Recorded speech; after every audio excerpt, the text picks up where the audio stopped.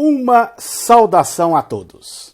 Meu nome é Emerson Borges, sou bacharel em História e por mais de 20 anos fui ministro religioso. Sou o escritor desse livro, A Bíblia sob Escrutínio. Sou o criador desse canal no YouTube, como também do Instagram, do site e da página no Facebook Deus e Homens. E hoje vamos falar sobre as 10 passagens mais cruéis da Bíblia. Em 10º lugar, no nosso ranking de passagens cruéis da Bíblia, vamos destacar a passagem que está registrada no livro bíblico de Levítico, capítulo 26, versículo 27 a 29. Se você tem uma Bíblia em casa, abra sua Bíblia e leia aí com seus próprios olhos. Nesse registro, a Bíblia diz que Deus castigará todos aqueles que não obedecerem. E, se continuarem a desobedecer, sabe o que Deus fará com essas pessoas?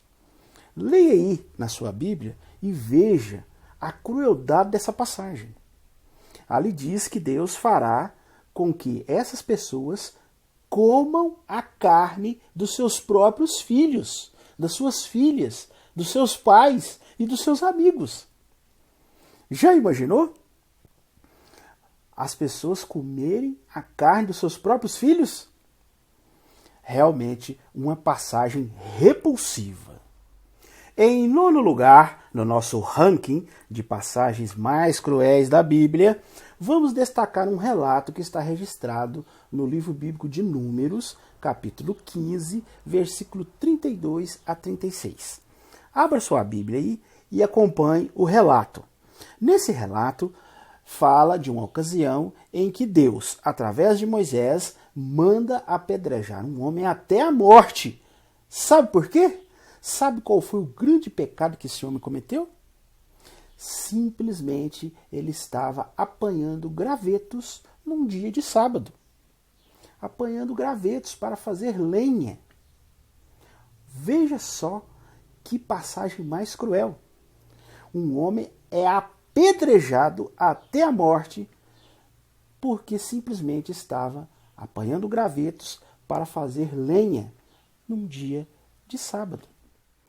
Em 8º lugar, no nosso ranking de passagens mais cruéis da Bíblia, vamos destacar um salmo, o Salmo 137. Ali no versículo 9, tem uma passagem que exala uma crueldade tremenda. Abra sua Bíblia e acompanhe aí, veja com seus próprios olhos. Ali nesse salmo, o salmista diz que feliz o homem que arrebentar os seus filhos contra as rochas.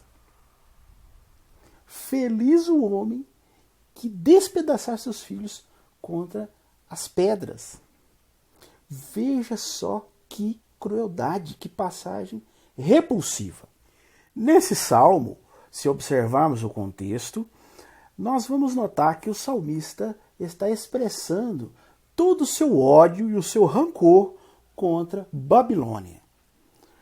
Babilônia e Israel tiveram suas tretas no passado.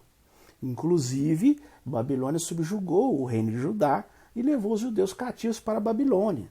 E ali eles ficaram exilados por décadas. Então, o salmista, exalando todo o seu ódio, o seu rancor contra os babilônicos, ele escreve essa pérola. Veja bem, ele expressa o seu rancor e o seu ódio contra uma nação inimiga da época. Ele mostra ali o que ele deseja que aconteça com os babilônicos. Veja bem, Jesus, no Novo Testamento, diversas vezes fala para amar os inimigos, orar pelos que os perseguem, que amar os amigos é fácil, mas é difícil amar os inimigos, que é aí que a gente vê o verdadeiro amor e tal. Então a gente vê uma mensagem de paz e de amor. Mas parece que o salmista tinha uma opinião bem diferente. Parece que o negócio com ele era diferente. Ele exalava um ódio tão grande pelos babilônicos que ele desejava isso. Ele desejava as piores crueldades para esse povo de Babilônia. Em sétimo lugar na nossa lista, no nosso ranking de passagens mais cruéis da Bíblia, vamos destacar uma que está no livro bíblico de Êxodo, capítulo 21, versículo 20 a 21. Leia aí na Bíblia que você tem na sua casa e observe que relato mais cruel e que relato mais repulsivo. Sabemos que a Bíblia, em passagem alguma, a Bíblia condena a escravidão. Pelo contrário, observamos na Bíblia diversas passagens regulamentando a escravidão, dando detalhes de como comprar escravo, como vender, né? Como que se passava os escravos como herança. Né? E, por exemplo, se o pai tinha um escravo ou dois e ele morria, como que dividia esses escravos com os filhos. Né? Até mesmo no Novo Testamento, diversas passagens onde os escritores bíblicos falam para os escravos continuarem sujeitos aos seus donos, a não se rebelar, mesmo que o dono fosse um dono cruel. Né? Mesmo assim, a Bíblia incentiva que o escravo continue submisso. Né? Então, isso é uma mensagem muito clara nas páginas da Bíblia. Mas, em Êxodo 21, 20 e 21, há um detalhe que é falado sobre isso, sobre a questão de escravos, que eu considero o mais repulsivo de todos. Acompanhe aí na sua Bíblia. Nesse relato, a Bíblia diz claramente que um escravo pode ser surrado à vontade, que o dono pode açoitá-lo, pode bater nele, desde que esse escravo não morra.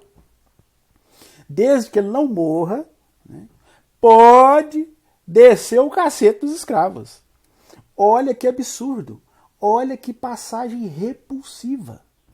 Em sexto lugar, no nosso ranking de passagens mais cruéis da Bíblia, vamos destacar uma passagem que está no livro bíblico de Deuteronômio, capítulo 25, versículo 11 e 12.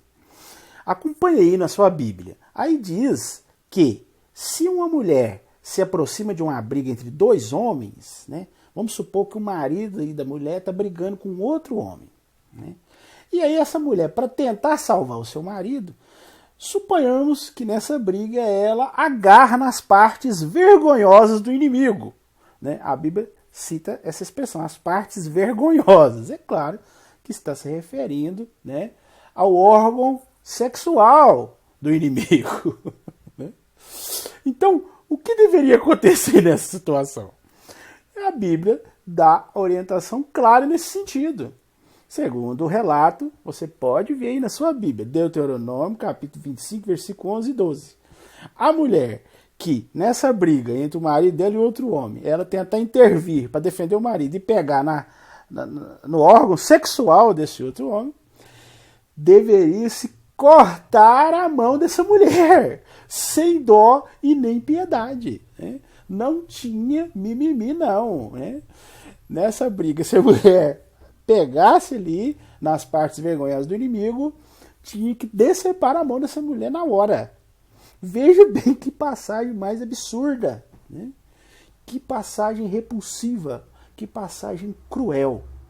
Em quinto lugar, no nosso ranking de passagens mais cruéis da Bíblia, vou destacar uma passagem que está no livro de 2 Reis, capítulo 2, versículo 23. Veja aí na sua Bíblia.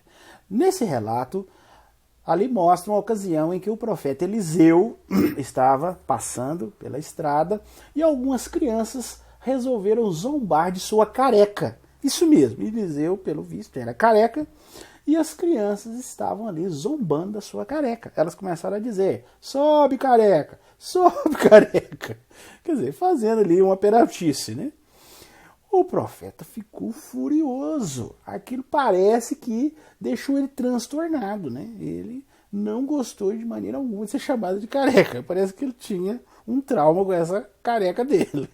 Aí sabe o que aconteceu? Ele invocou ao Deus Javé, né? Ao Deus dos israelitas, que enviasse 2 ursas para despedaçar essas crianças que estavam zombando da careca dele. Agora veja só, né, que situação. Enviar 2 ursas, faça um quadro mental dessa cena, e ela despedaçar, né, arrancar braço, perna de criança, cortar a cabeça. Veja que cena mais horripilante. 2 ursas despedaçando 42 crianças. Isso porque elas zombaram da careca do profeta. Com certeza, seria uma lição muito maior para esses jovens se o profeta, por exemplo, rogasse a Deus que fizesse nascer cabelo na cabeça dele e fizesse os jovens ficar careca. Com certeza seria uma lição, né, para esses jovens, e eles jamais iriam novamente fazer zombaria de um careca. Mas, pelo visto, né, o ódio desse profeta era tão grande que ele, na sua fúria, pediu que se despedaçasse esses 42 jovens ou essas crianças. É óbvio que se trata de uma lenda, esse é um relato lendário, porque a própria situação em si, a gente vê que é uma situação que não tem como ser verídica, né? Como que 2 ursas vão estraçalhar 42 crianças? Por mais que essas ursas sejam rápidas, né, suponhamos que essas ursas sejam ninjas, né, elas iriam ali, no máximo, pegar umas 4, 5, 6, né, e as outras, com certeza, iriam correr, né? Ou vocês acham que essas 42 crianças, ao verem esses ursos, iriam fazer uma filinha lá e ficar esperando? Só, agora é sua vez, depois eu vou, depois é ele. E as ursas vinham, estraçalhavam uma, aí agora vem a próxima da fila aí. Aí vinha, despedaçava mais uma. Né? Então a gente vê que isso aí é impossível. Né? É óbvio que se esse relato fosse verdadeiro, né? Se fosse um relato verídico, com certeza as ursas, ao atacar essas crianças, provavelmente pegaria ali umas 4, 5 talvez, né? Se elas fossem bem ágeis, umas 7, 8 crianças, mas as outras iam embora, né? Iam fugir. Mas, independente se é um relato lendário ou não, a questão é a mensagem que traz esse relato. Né? Veja bem que mensagem cruel, né? Uma mensagem repulsiva. Em quarto lugar, no nosso ranking de passagens mais cruéis da Bíblia, vamos destacar uma passagem que está no livro bíblico de Gênesis, capítulo 19. Ali é a famosa história da destruição de Sodoma e Gomorra. Segundo a Bíblia, 2 cidades em que havia muita maldade, Deus resolve destruir essa cidade. Mas havia ali nessa cidade um sobrinho de Abraão, o patriarca de Deus, chamado Ló. E Abraão ali tenta interceder pelo seu sobrinho e Deus resolve enviar anjos a essa cidade para avisar Ló para que ele saia da cidade, ele e sua família. Aí esses anjos chegam lá na cidade e Ló fala para que eles venham para sua casa e se hospedem em sua casa. Ao estarem na sua casa, chega uma turba de taradões ali da cidade e começa a fazer uma algazarra na frente da casa de Ló, exigindo que Ló trouxesse esses homens, né, que eram anjos, mas segundo a Bíblia estavam materializados na forma humana, e eles querendo que trouxesse esses anjos para fora para que eles tivessem relações sexuais com esses anjos. Aí Ló, né, demonstra ali uma atitude realmente bizarra, né, repulsiva. Sabe o que ele faz? Ele chega na porta da casa dele e clama para que aqueles homens não façam isso. Diante da insistência dos homens, sabe o que Ló faz? Ele vira e oferece suas 2 filhas virgens. Né? Ele diz que tem, olha, eu tenho 2 filhas virgens aqui em casa. Não faz nada com esses homens, não. Eu vou trazer minhas filhas aqui, vocês podem fazer o que vocês quiserem com elas. Mas não faz nada com esses homens, não. Olha só a atitude de Ló para com as suas filhas. Se você fosse a filha desse homem, como você se sentiria nessa situação? O seu pai te oferecendo para uma turba de taradões. Será que você encararia o seu pai como uma pessoa bondosa? Será que você encararia seu pai como uma pessoa amorosa? Será que você teria respeito pelo seu pai? Veja que situação mais estranha, né? Você oferecer suas filhas para os taradões. Se você quis, suponhamos que você aí, pai, esteja numa situação parecida, você teria coragem de oferecer suas filhas você que é pai, diga para mim com toda sinceridade, você faria isso? Oferecer suas duas filhas para uma turba de tarados que estão aí na porta da sua casa? Realmente uma situação bizarra, uma situação cruel, né? Uma situação repugnante.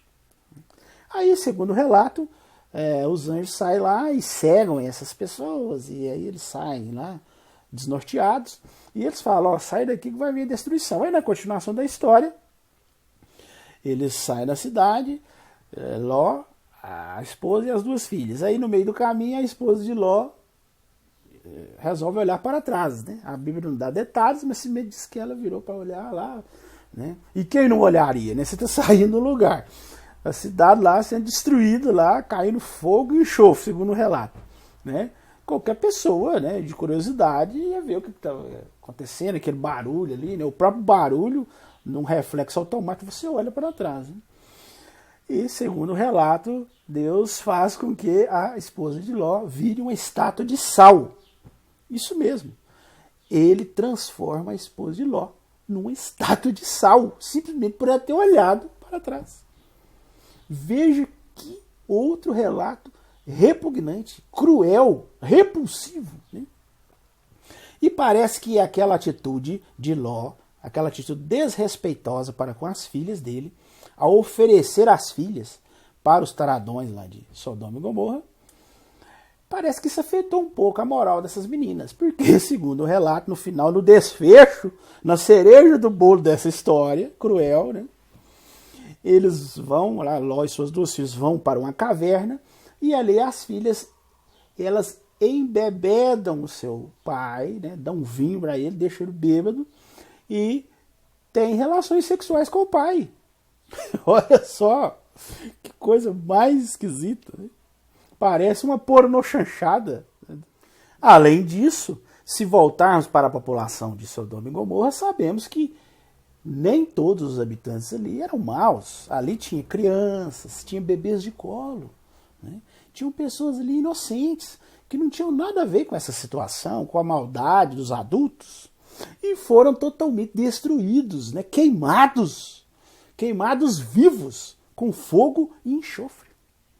Então, veja aí que passagem mais estranha, mais cruel, mais repulsiva. Em terceiro lugar, no nosso ranking de passagens mais cruéis da Bíblia, vamos destacar a passagem que está registrada no livro bíblico de Gênesis, do capítulo 6 ao capítulo 8. Trata-se do famigerado dilúvio dos dias de Noé. Nessa ocasião, Deus, ele se arrepende de ter criado a humanidade, né? Um Deus onisciente se arrependeu, né, da sua obra. Então a gente já vê aí uma coisa muito sem lógica, mas vamos deixar isso de lado, né? A questão é que ele se arrependeu da sua criação e resolveu destruir tudo, né? Vou começar do zero, vou fazer um backup, zerar tudo e vamos começar do zero. Segundo o relato, ele acha ali, no meio da humanidade, um homem, que ele considera um homem de fé, chamado Noé. E ele dá instruções para que esse homem construa uma enorme embarcação, né? E dá um tempo para ele lá, e ele vai fazer essa embarcação, e Deus orienta ele que coloca um casal de cada animal, né, dentro dessa embarcação, e ele depois diz para Noé entrar dentro dessa arca, e ele traz ali um dilúvio, né? E inunda toda a terra, né? Até os altos montes são todos cobertos por água, né? Olha, veja bem, até o Everest, que tem 8 mil metros de altura, foi coberto, haja água, né?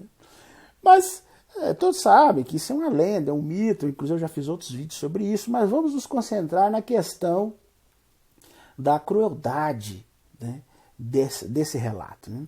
Veja bem, destruir toda a humanidade, inclusive até os animais, né? Tirando aqueles casais de animais que foram para dentro da arca, todos os outros foram totalmente aniquilados. Agora eu pergunto a vocês, o que esses animais têm a ver com a maldade da humanidade? A gente vê um clássico caso de maltrato aos animais, né? Além disso, a humanidade inteira, será que era má, né? Será que até os filhos das pessoas eram más? Os bebês de colo, né? Então, a gente vê aí uma coisa absurda, né? Você destruir toda a terra, destruir toda a vegetação, né? Que um dilúvio causaria eventos cataclísmicos no planeta, né? Então a gente vê aí uma maldade, uma crueldade enorme, né? Pense bem nas crianças, nos bebês de colo, que não tinha nada a ver com a crueldade, com a suposta crueldade dos adultos, dos pais. Todos ali morrendo afogados, né? Os animais que não tem nada a ver com o assunto sendo totalmente destruídos, né? A vegetação, a terra sendo agredida dessa forma. E no final das contas, né, segundo o relato bíblico, a terra, a maldade continuou do mesmo jeito. Tanto é que no final do relato, Deus até diz que nunca mais vai fazer isso, né? Você vê que ele viu que ele forçou muita barra nesse caso aí, né? Ele, como diz o ditado popular, né? Ele usou um remédio muito forte, né? Para uma moléstia muito pequena, no caso, né? Ele matou tico-tico com bala, né? Para que esse exagero todo? Para que essa raiva, essa fúria tão grande? Para que destroçar todo o planeta por esse cataclismo? Sendo que no final a maldade continuou. Você vê que, segundo a Bíblia, continuou maldade, homens maus, violência. Aí que o negócio ficou feio mesmo, né? Então você vê que não adiantou absolutamente nada. Essa carnificina que destruiu toda a humanidade, destruiu o planeta, destruiu os animais, destruiu crianças de colo, destruiu bebês, destruiu tudo. Isso não adiantou absolutamente nada. Por quê? A humanidade continuou da mesma forma, a maldade continuou da mesma forma. Então, esse evento é um evento sem sentido, absurdo, né? Um evento cruel, repugnante. Em segundo lugar, no nosso ranking de passagens mais cruéis da Bíblia, vamos destacar aqui as famosas 10 pragas do Egito. No livro bíblico de Êxodo, capítulo 11, você observa ali o relato das 10 pragas do Egito. Esse relato é um relato assim muito estranho, né? Muito bizarro, né? E a gente percebe ali, na essência do relato, a crueldade, né? A maldade, né? Impregnada ali nessa história. Veja aí na sua Bíblia, leia o relato e acompanhe comigo essa história. Veja só que história mais bizarra. Deus resolve libertar o seu povo lá do Egito, que estava escravo lá, segundo a Bíblia, por muito tempo. Aí ele pede para Moisés ir lá e avisar o faraó. Fala assim, liberta o meu povo, porque se você não libertar, eu vou mandar umas pragas aí e vai ficar pior para você. Moisés vai lá avisar o faraó. Só que Deus já avisa Moisés. Fala assim, olha, eu vou endurecer o coração do faraó. Então você vai lá, você vai avisar ele, mas ele não vai te ouvir não. Olha pra você ver. Que situação mais bizarra, né? Então pra que ir lá conversar com o faraó, sendo que ele não vai ouvir? E Deus aí, ele entra no livre-arbítrio do faraó, né? Ele viola o livre-arbítrio do faraó. Ele endurece o coração de faraó. Para as pessoas que falam que Deus dá o livre-arbítrio para o ser humano, como que você me explica essa passagem? Me diga aí, né? Mesmo que Faraó quisesse libertar, né? Falou assim, não, eu vou libertar esse povo e vai embora e está tudo bem. Mesmo se ele quisesse, ele não conseguiria, porque Deus disse claramente que ia endurecer o coração de Faraó. Quer dizer, não ia deixar ele libertar, né? Não ia deixar ele tomar essa decisão, ia impedir que ele tomasse essa decisão. Agora raciocine comigo, né? Deus, ele interfere no livre-arbítrio de Faraó para que ele fique ali endurecido nessa decisão, não deixe o povo sair, para que Deus possa mandar as suas pragas. Então parece que realmente Deus queria, estava decidido a mandar as 10 pragas. E não havia como tirar isso da cabeça do Deus bíblico. Ele resolveu, porque queria mandar as 10 pragas e Faraó não podia fazer nada, porque Deus deixa claro que endureceu o coração de Faraó. Então, Faraó como um boneco ali, né, nas mãos do Deus bíblico, e Moisés também parece que O Deus bíblico, em muitas passagens, parece uma criança brincando ali, né, fazendo uma brincadeira, né, com seus brinquedos. Então, Moisés vai lá, né, como Deus disse, Faraó fica obstinado, porque Deus obstinou o coração dele. Aí começa a mandar as pragas, né? Todas essas pragas que poderiam ser evitadas se o Faraó tivesse mandado os israelitas embora, né? Se Deus não tivesse endurecido o coração dele e ele tivesse mandado os israelitas embora, nada disso teria acontecido. Mas Deus fez questão que isso acontecesse. Aí ele começa. A primeira praga, vocês vão observar no relato aí, se vocês lerem na sua própria Bíblia, ele faz com que as águas do rio Nilo virem sangue. Depois, não satisfeito, manda outra, uma infestação de rãs. Olha que coisa mais horrível. Depois, uma infestação de piolhos, que é a terceira praga. Depois, uma infestação de moscas. Olha que situação foi passando esse povo que estava ali. Né? Depois ele mata todos os animais, né, que estavam ali. Todos. Depois a sexta praga são tumores que brotam nos egípcios, na pele dos egípcios. Aquela coisa mais esquisita. Né? Depois, uma chuva de pedras. Olha só, pedras caindo, matando gente e causando aquela catástrofe. Depois a oitava praga é a infestação de gafanhotos. Vem aquela praga de gafanhotos e devasta tudo. Depois a nona praga é a escuridão durante 3 dias na terra. E por fim, a cereja do bolo, a cereja da crueldade, né? Deus, ele mata os primogênitos, todos os primogênitos do Egito. Os filhos, os primeiros filhos, né? O filho mais velho de cada família do Egito. Olha que crueldade, olha que relato repugnante, repulsivo. Matar crianças que não tinha nada a ver com esse assunto. Muitas delas, às vezes, eram crianças pequenas, às vezes até bebês. Né? Foram todas exterminadas, todas mortas. Né? Um infanticídio, né? Uma devastação total. Claro que tinha primogênitos que eram já adultos, mas e aquelas famílias que estavam começando, que às vezes tinha só um filho, bebezinho ainda, ou 2, às vezes o maior era uma criancinha. Esses primogênitos foram todos mortos. Por quê? Porque o Deus bíblico quis assim. Porque ele endureceu o coração de Faraó para que tudo isso acontecesse. Parece que ele estava se divertindo vendo esse sofrimento dessas 10 pragas. Veja bem que relato mais sanguinário, mais horripilante, mais cruel. Em primeiríssimo lugar, no nosso ranking de passagens mais cruéis da Bíblia, vamos citar aqui o relato que está no livro de Juízes, capítulo 19, versículo 23, 24. O capítulo inteiro conta a história. Mas eu vou destacar aqui em especial o versículo 23 e 24. No capítulo 19, se você ler o capítulo inteiro, você vai ver a história de um certo levita, que era uma pessoa que servia no templo de Deus, então, pelo visto, era uma pessoa bem devota a Deus, bem religiosa. Era um servo dedicado, né? Ele estava voltando para casa com a sua concubina, que é uma espécie de amante oficial, né? E ali ele passa a noite na casa de um homem idoso, que tinha uma filha, na cidade de Gibeá.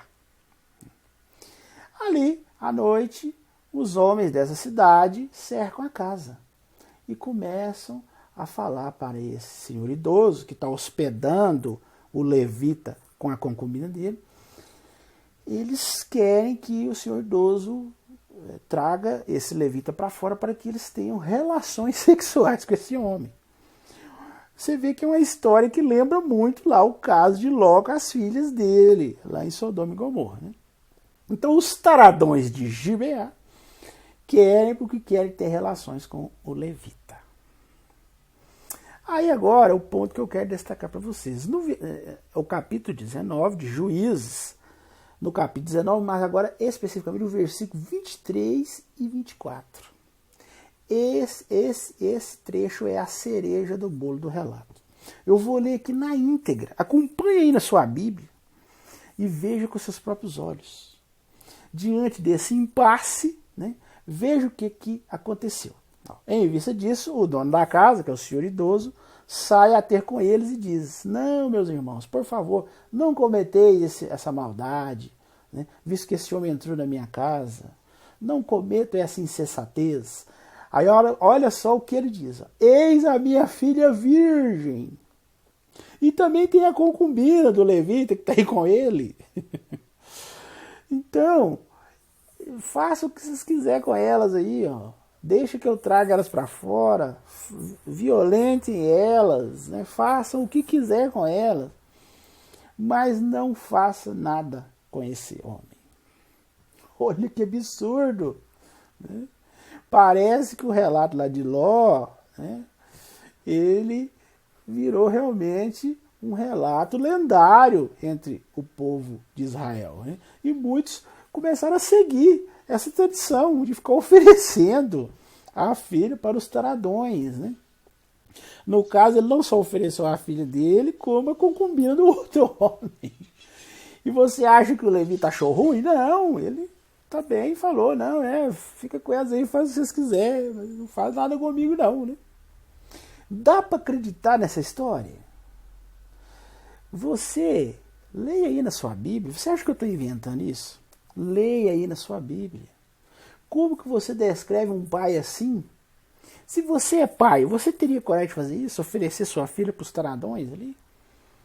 De Gibeá? Se você é casado, ou se você tem um amante, né? Porque no caso ela era uma concubina, a acompanhante do levita, você teria coragem de oferecer a sua amante para os taradões? Veja que relato mais cruel.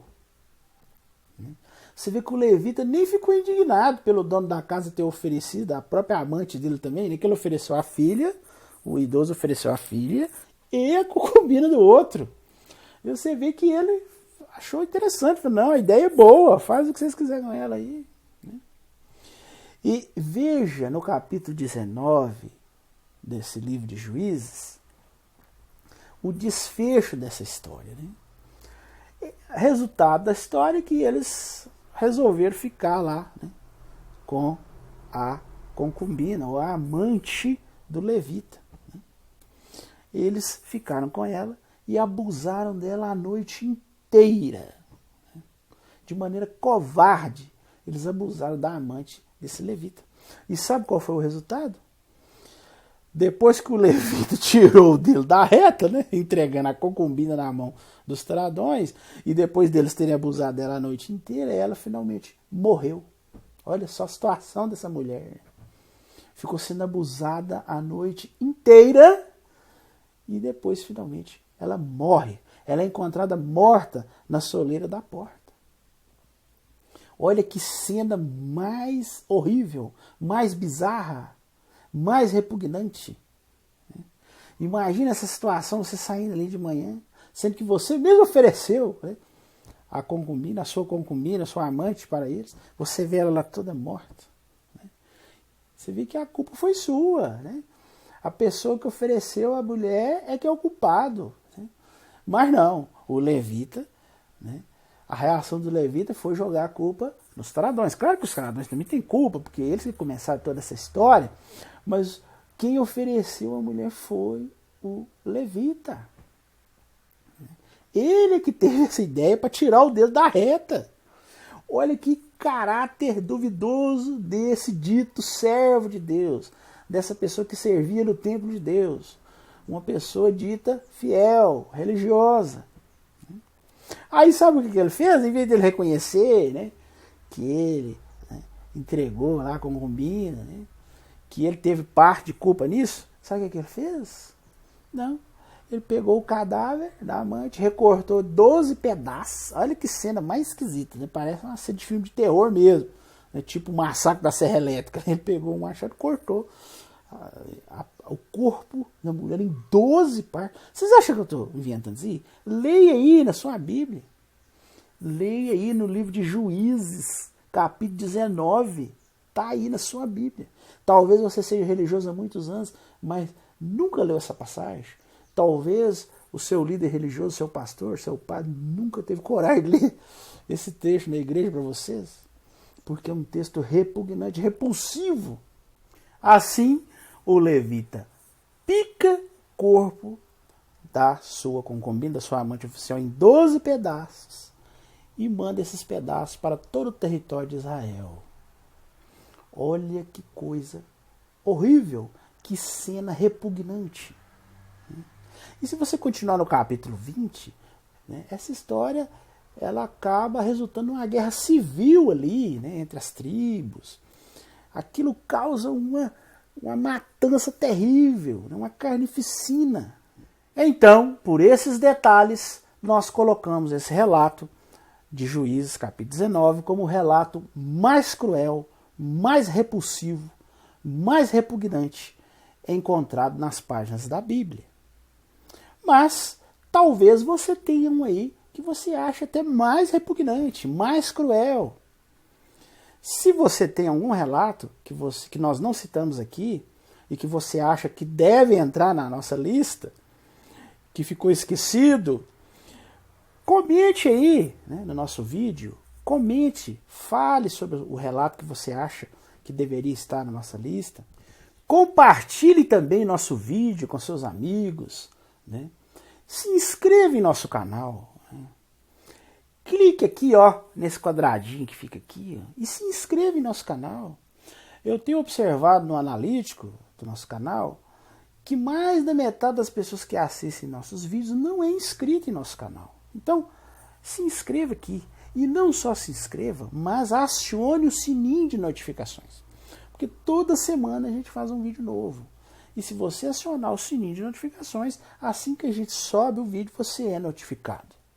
E por fim, o principal, né? Não se esqueça de dar o like aí no nosso vídeo. Né? Estoure esse joinha aí para nós.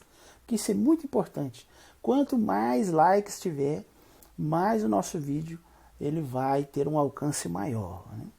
Além disso, se você desejar adquirir o meu livro, no meu livro eu falo não só sobre esses 10 relatos mais cruéis, mas eu falo de muitos outros.